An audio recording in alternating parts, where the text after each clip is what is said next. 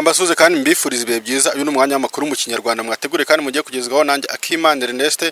Ariko reka mbagezeho imwe mu nkuru iri kuvugwa hano ku mbuga nkoranyambaga ndetse n'ibinyamakuru bitandukanye. Ni inkuru ivuga ko Prince Kid amaze gufungwa imyaka 5. Urukiko rukuru rwakatiye ishimwe Dieudonne uzwi nka Prince Kid igifungo cy'imyaka 5 urumuhamije ibyaha birimo gukoresha undi mibonano mpuzabitsina ku gahato, gusaba undi gukora ishimisha mubiri rishingiye ku gitsina.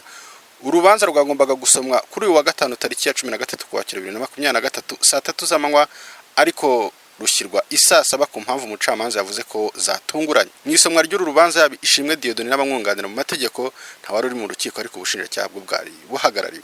Umucamanza yatangiye yibutsa bari mu cyumba cyiburanisha uko ishimwe Dieudonne yarezwe ibyaha birimo gukoresha undi mibonano mpuzabitsina ku gahato, icyaha cyo gusaba no gukoresha ishimisha mubiri rishingiye ku gitsina, n'icyaha cyo guhoza undi ku nkeke bifitanye isano n'imibonano mpuzabitsina.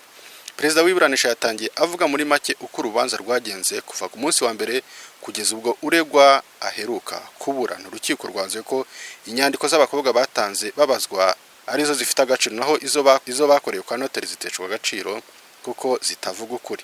Umucamanza yavuze ko Prince Kid hamwe n'icyaha cyo gukoresha undi imibonano mpuzabitsina ku gahato, kuko urukiko rukuru rusanga yarasambanyije uwahawe kode VMF amufatiranyije n'intege nke. Urukiko rwahamije Prince Kid icyaha cyo gusaba cyangwa gukora ishimisha mubiri rishingiye ku gitsina kubera uwahawe kode ya VKF yabimushinje ko yabimukoreye inshuro 3 zose.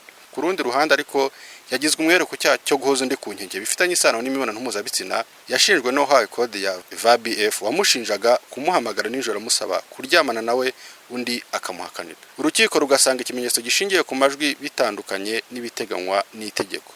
Bitewe nuko Prince Kid yakoze icyaha, urukiko rwamuhamije igihano akatirwa imyaka 5 n'ihazabu ya miliyoni 2 z'amafaranga y'u Rwanda. Iyo niyo nkuru yari kugenda ivugwa hano ku mbuga nkoranyambaga, amakuru atandukanye ari kugenda avugwa ku ifunga ndetse n'icibwa ihazabu rya Prince Kid wateguraga Miss Rwanda. Mukomeze kugira ibihe byiza, mbasaba gukora share ndetse na subscribe ku Ihaho TV. Je nitwa Akimana Ernest, mukomeze kugira ibihe byiza, murakoze.